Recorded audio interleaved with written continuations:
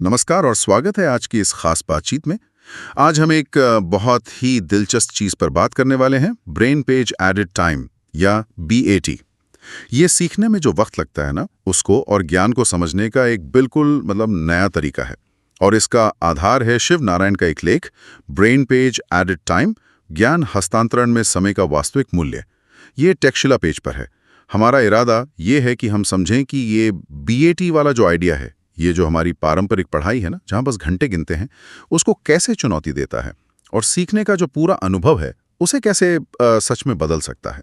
तो ऐसा लग रहा है कि ये सिर्फ टाइम पास करने या समय बिताने की बात नहीं है, बल्कि सीखने में एक्टिवली समय जोड़ने की बात है। मतलब पारंपरिक घंटों के बजाय हम असल में दिमागी मेहनत के क्वालिटी वाले पलों की बात कर रहे हैं। सही है? हाँ, बिल्कुल सही पकड़ा आपने।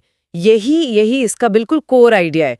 देखिए, जो पारंपरिक क्लासरूम होते हैं वहां ज्यादातर समय तो बस निष्क्रिय होकर सुनने में निकल जाता है ना? स्टूडेंट बैठा तो है, पर दिमाग कितना एक्टिव है ये जानना बड़ा मुश्किल है।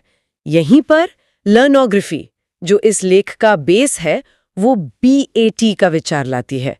यहाँ टाइम को सिर्फ एक गुजरती हुई चीज नहीं मानते, बल्कि ज्ञान बनाने में एक एक्टिव, जिसे मापा जा सके वैसा निवेश मानते हैं। यह सोच में ही एक बड़ा बदलाव है, मतलब समय बिताने से समय जोड़ने की तरफ। समय जोड़ना सुनने में तो काफी इंटरेस्टिंग है। तो ये बीएटी असल में है क्या चीज? इसे कैसे समझाएंगे आप? बैट यानी ब्रेन पेज एडेड टाइम, वो कुल टाइम पीरियड है जब सीखने वाले का दिमाग, मतलब मस्तिष्क, सक्रिय रूप से ब्रेन पेज बनाने में लगा हो या फिर बने हुए ब्रेन पेज को दोहराने या अपडेट करने में लगा हो। अब आप शायद सोच रहे होंगे कि ये ब्रेन पेज क्या भला है, तो आप इन्हें ऐसा समझ सकती हैं कि ये किसी भी टॉपिक के ज्ञान का एक दिमागी नक्शा है, एक मेंटल ब्लूप्रिंट, जो हमें किताबों से या अनुभव से जो ज्ञान मिलता है ना, उसको ऑर्गेनाइज करता है। तो बैट तभी बनता है जब दिमाग सच में इस नक्शे पर काम कर रहा हो। अच्छा, तो इसकी मुख्य शर्तें क्या हैं? मतलब क्या बस किसी टॉपिक के बारे में सोचते रहना ही बैट माना जाएगा या कुछ और चाहिए? नहीं, सिर्फ सोचना काफी नहीं है। इसकी कुछ खास पहचानें हैं, कुछ शर्तें हैं। पहली और सबसे जरूरी चीज है सक्रिय जुड़ाव, मतलब एक्टिव एंगेजमेंट। बीएटी तभी गिना जाएगा जब हमारी जो सोचने समझने की प्रक्रिया है, कॉग्निटिव सर्किट जिसे कहते हैं, और हमारी शारीरिक हरकतें यानी मोटर सर्किट, ये दोनों एक साथ किसी काम को करने में लगे हों। मतलब सिर्फ पढ़ना या सुनना नहीं, बल्कि जैसे लिखते हुए, कोई डायग्राम बनाते हुए या किसी प्रॉब्लम को हल करते हुए एक्टिव होना। दूसरी बात, ये लक्ष्य संचालित अवधि होती है। मतलब ये टाइम किसी खास लर्निंग गोल से जुड़ा होता है, ऐसा नहीं कि बस यूं ही कुछ भी कर रहे हैं। तीसरी, इसका एक मात्रात्मक मूल्य है जिसे ब्रेन पेज आवर्स या बीपीएच में माप सकते हैं। इस पर हम अभी आगे बात करेंगे। और चौथी है ज्ञान हस्तांतरण दक्षता, मतलब जितना ज्यादा बीएटी होगा उतनी ही गहरी समझ बनेगी, मेमोरी मजबूत होगी और जो सीखा है उसका इस्तेमाल ज्यादा तेजी से हो पाएगा। आपने ये मोटर सर्किट यानी शारीरिक हरकतों का जिक्र किया। ये बात मुझे थोड़ी चौंका रही है। क्या सीखने में सिर्फ दिमागी कसरत नहीं, इसमें शरीर का भी रोल है? क्या ये हर तरह के सब्जेक्ट के लिए सही है? मान लीजिए कोई साहित्य पढ़ रहा है या इतिहास, उसमें भी? हाँ, ये एक बहुत जरूरी पॉइंट है और अक्सर हम इसे अनदेखा कर देते हैं। देखिए, लर्नोग्राफी का आधार ही मोटर साइंस है, यानी वो विज्ञान जो ये समझता है कि हमारा दिमाग मूवमेंट, प्रैक्टिस और स्किल कैसे सीखता है और कंट्रोल करता है। जब कोई स्टूडेंट लिखता है या नोट्स बनाता है, कोई मॉडल तैयार करता है या यहाँ तक कि मुश्किल मेंटल प्रॉब्लम्स को सॉल्व करने के लिए भी कोई तरीका अपनाता है, तो दिमाग के वो हिस्से एक्टिव होते हैं जो कामों को करने का तरीका सीखते हैं, जिसे हम प्रोसीजरल मेमोरी कहते हैं। साहित्य या इतिहास में भी सोचिए, जब आप नोट्स बनाते हैं, टाइमलाइन बनाते हैं या किरदारों के बीच के रिश्तों का कोई चार्ट बनाते हैं या किसी तर्क को लिखकर देखते हैं, ये सब मोटर गतिविधियां ही तो हैं। ये जो शारीरिक जुड़ाव है ना, ये एक तरह से जो एब्स्ट्रैक्ट जानकारी है उसको दिमाग में ज्यादा मजबूती से जमाने में मदद करता है। ये विचारों को मूर्त ज्ञान में बदल देता है, कह सकती हैं। तो बीएटी असल में सीखने के दौरान होने वाला यही मोटर एक्टिवेशन का समय है और इसमें दिमाग के कई हिस्से मिलकर काम करते हैं। जैसे हिपोकैम्पस यादें बनाने और जोड़ने के लिए, बेसल गैंग्लिया दोहराव वाले कामों को आदत बनाने के लिए, प्रीफ्रंटल कॉर्टेक्स लक्ष्य तय करने और ध्यान बनाए रखने के लिए, और सेरिबेलम मोटर कामों में टाइमिंग और तालमेल बिठाने के लिए। अच्छा, तो दिमाग के इतने सारे हिस्से एक साथ काम करते हैं इस एक्टिव लर्निंग में। ठीक है, अब ये समझते हैं कि ये असल में मतलब प्रैक्टिस में, क्लासरूम में या कहीं और कैसे लागू होता है। लेख में गो टू नाम की किसी चीज का जिक्र है। ये क्या है? GOTO। हाँ, गो टू। इसका मतलब है गोल ओरिएंटेड टास्क ऑपरेशन, यानी लक्ष्य उन्मुख कार्य संचालन। ये बैट को असलियत में लाने का मतलब प्रैक्टिकल तरीका है। देखिए, पारंपरिक तरीकों में क्या होता है, अक्सर टीचर बताते हैं कि क्या पढ़ना है, कैसे पढ़ना है, एक तरह से सब कुछ निर्देशित होता है।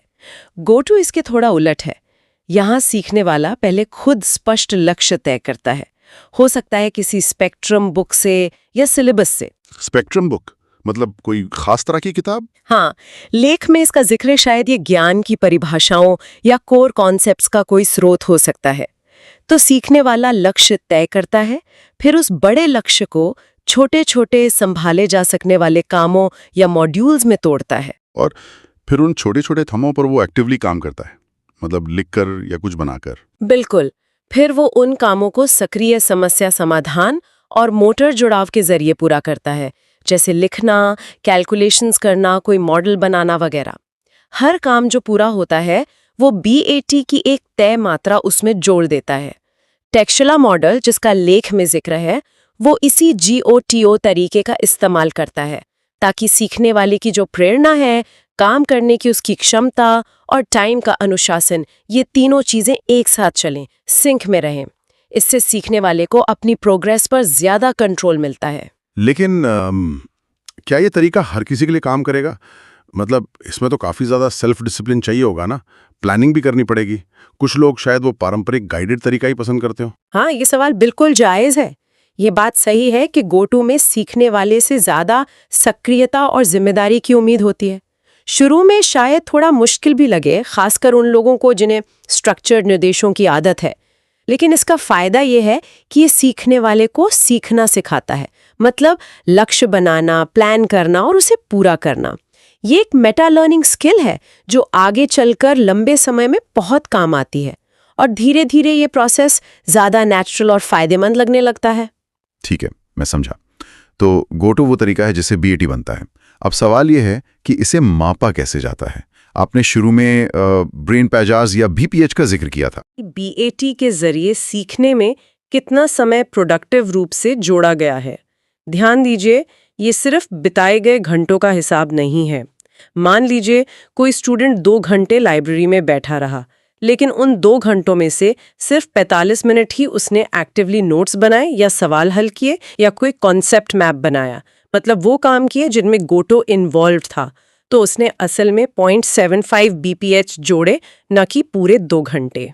समझ गया। तो ये सिस्टम सिर्फ अटेंडेंस या मतलब कुर्सी पर कितना टाइम बिताया उसको नहीं मापता, बल्कि असल दिमागी और शारीरिक मेहनत को मापता है जो ज्ञान बनाने में लगी है। एकदम सही।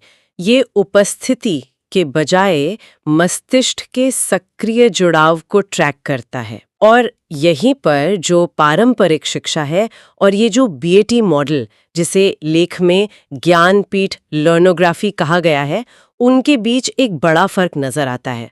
अगर हम तुलना करें, जैसे सुनने या पढ़ने में बिताया समय, पारंपरिक तरीके में ये मुख्य गतिविधि हो सकती है, पर BAT मॉडल में इसे तब तक BPH में नहीं गिना जाता जब तक इसके साथ कोई एक्टिव मोटर गतिविधि ना जुड़ी हो, जैसे नोट्स बनाना। पारंपरिक तरीके में इस पैसिव टाइम में बहुत सारा सीखने का वक्त जाया हो सकता है। हाँ, ये तो होता है। फिर अभ्यास या टास्क में बिताया समय, पारंपरिक मॉडल में ये अक्सर कम होता है या बस होमवर्क तक ही सीमित रहता है, जबकि BAT मॉडल में यही एक्टिव अभ्यास, यही टास्क BAT का कोर है। इसी से BPH बनते हैं। सीखने का माप, पारंपरिक सिस्टम ज्यादातर ग्रेड और टेस्ट पर निर्भर करता है, जो कई बार बस रटने की क्षमता जांचते हैं। BAT मॉडल BPH को मापता है, यानी सीखने की प्रोसेस में जो एक्टिव कोशिश लगी है उसको। सही। और सीखने का नजरिया, पारंपरिक तरीका ज्यादातर टीचर सेंट्रिक होता है ना, टीचर बताता है, स्टूडेंट सुनता है। जबकि बीएटी मॉडल पूरी तरह से लर्नर सेंट्रिक है, सीखने वाले पे केंद्रित है और लक्ष्य उन्मुख है। ये तो वाकई सीखने को देखने और उसे मापने का पूरा नजरिया ही बदल देता है। इसका मतलब तो ये हुआ कि समय सिर्फ गुजरने वाली चीज नहीं है, बल्कि कुछ ऐसा है जिसे हम एक्टिवली कमा सकते हैं या बना सकते हैं। हाँ बिल्कुल। इस ज्ञानपीठ लर्नोग्राफी में टाइम अप सिर्फ बैकग्राउंड में टिक टिक करती हुई घड़ी नहीं है, ये मास्टरी हासिल करने का, किसी चीज में माहिर होने का एक इंडिकेटर, एक सूचक बन जाता है। जो स्टूडेंट ज्यादा बीपीएच जमा करता है वो न सिर्फ गहरी समझ डेवलप करता है, बल्कि उसकी याददाश्त भी ज्यादा मजबूत होती है और वो जानकारी को जरूरत पड़ने पर ज्यादा तेजी से याद कर पाता है, रिकॉल कर पाता है। ये जो सिद्धांत है ये न्यूरोप्लास्टिसिटी के विचार से भी मेल खाता है।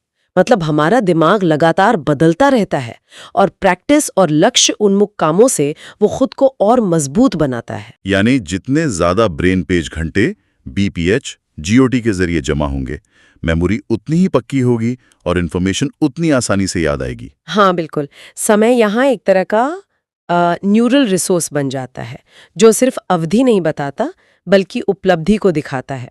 हर जोड़ा गया बीपीएच वो दिमाग में ज्ञान के कनेक्शंस को और मजबूत बनाने जैसा है। लेख में प्रवाह यानी फ्लो और समय के दर्शन की भी बात की गई है। ये क्या है और बीएटी से इसका क्या कनेक्शन है? हाँ, ये एक काफी दिलचस्प उपमा है। ब्रेन पेज क्लासरूम में समय को एक नदी के बहाव की तरह देखा जाता है। अगर इसे कंट्रोल न किया जाए तो ये यूं ही बहकर वेस्ट हो सकता है ना, जैसे वो निष्क्रिय रूप से बिताया गया समय। लेकिन जब इसे GOTO जैसे टास्क ओरिएंटेड चैनल्स के जरिए सही दिशा दी जाती है तो ये ज्ञान रूपी फसल को सींचता है और उसे बढ़ाता है। और प्रवाह अवस्था या फ्लो स्टेट ये वो मानसिक स्थिति है जिसके बारे में साइकोलॉजिस्ट मिहाई चिक्सेंटमिहाई ने बताया था। ये तब होता है जब कोई इंसान अपने काम में इतना डूब जाता है, इतना मग्न हो जाता है कि उसे वक्त गुजरने का एहसास ही नहीं रहता। वो पूरी तरह से फोकस्ड, मोटिवेटेड और कुशल महसूस करता है। ये अवस्था बीएटी के शिखर का मतलब पीक का प्रतीक है। जब कोई सीखने वाला फ्लो स्टेट में होता है तो उसका मोटर, कॉग्निटिव और इमोशनल सिस्टम सब पूरी तरह तालमेल में काम करते हैं और उस वक्त ज्ञान हस्तांतरण की जो एफिशिएंसी है वो मैक्सिमम होती है। ये गहरी एकाग्रता और प्रोडक्टिविटी का पल है जहां समय सचमुच ज्ञान में बदल रहा होता है। ये सब सुनने में तो बहुत क्रांतिकारी लग रहा है, लेकिन क्या ये प्रैक्टिकल है? मतलब क्या इसे हमारी असल दुनिया में, हमारे स्कूलों और कॉलेजों में लागू किया जा सकता है? क्या इसमें कुछ चुनौतियां भी हैं? देखिए, बीएचपी के सिद्धांतों को हमारे एजुकेशन सिस्टम में शामिल करने के लिए सोच में एक बड़े बदलाव की जरूरत तो होगी। मतलब पैसिव लेक्चर से हटकर active learner centric task module की तरफ जाना होगा। ये रातों रात तो नहीं हो सकता जाहिर है, पर यह नामुमकिन भी नहीं है। कुछ प्रैक्टिकल कदम उठाए जा सकते हैं, जैसे पहला, ब्रेन पेज शेड्यूल डिजाइन करना। मतलब स्कूल या कॉलेज के टाइम टेबल को इस तरह से बनाना कि उसमें एक्टिव गो टू वाले कामों के लिए काफी समय हो। दूसरा, बीएचपी मैट्रिक्स को ट्रैक करना। सिर्फ हाजिरी लेने के बजाय ये ट्रैक करना कि स्टूडेंट कितना एक्टिवली सीखने में लगे हैं। हाँ, इसमें टेक्नोलॉजी या सेल्फ रिपोर्टिंग का इस्तेमाल हो सकता है, जिसके अपने फायदे और चुनौतियां हैं। हाँ, ये ट्रैकिंग वाली बात इसमें थोड़ी मुश्किल हो सकती है। क्या इसमें थोड़ी सब्जेक्टिविटी या हेरफेर की गुंजाइश नहीं रहेगी? बिल्कुल। ट्रैकिंग की जो सटीकता है वो एक चुनौती हो सकती है, खासकर अगर ये पूरी तरह से सेल्फ रिपोर्टिंग पर आधारित हो। लेकिन टेक्नोलॉजी जैसे लर्निंग मैनेजमेंट सिस्टम LMS होते हैं या कुछ खास ऐप्स, वो इसमें मदद कर सकती हैं। वो टास्क पूरा होने या एक्टिव पार्टिसिपेशन के आधार पर बीपीएच का अंदाजा लगा सकती हैं। फिर भी मुझे लगता है कि मुख्य जोर मैट्रिक्स की एकदम सटीक गिनती से ज्यादा उस माइंडसेट को डेवलप करने पर होना चाहिए जहां सीखने वाला खुद समझे कि कौन सी गतिविधियां असल में वैल्यू ऐड कर रही हैं। अच्छा, और क्या कदम हो सकते हैं? तीसरा, मोटर लर्निंग को इंटीग्रेट करना। मतलब सिलेबस में लिखने, ड्राइंग बनाने, मॉडल बनाने, डिबेट करने, प्रेजेंटेशन देने जैसी गतिविधियों को और ज्यादा जगह देना। और चौथा, आत्म मूल्यांकन को बढ़ावा देना। स्टूडेंट्स को ये सिखाना कि वो अपने समय के इस्तेमाल और सीखने के नतीजों पर खुद नजर रखें और उनमें सुधार करें। अगर स्कूल और कॉलेज इस दिशा में बढ़ते हैं तो वो टैक्सिला मॉडल इंस्टीट्यूशंस की तरह बन सकते हैं, जो समय का कुशल उपयोग करने वाले और मस्तिष्क आधारित सीखने के केंद्र हों। तो कुल मिला के ये बीएटी हमें समय को देखने का बिल्कुल एक नया चश्मा दे रहे कह सकते हैं। हाँ, सार यही है।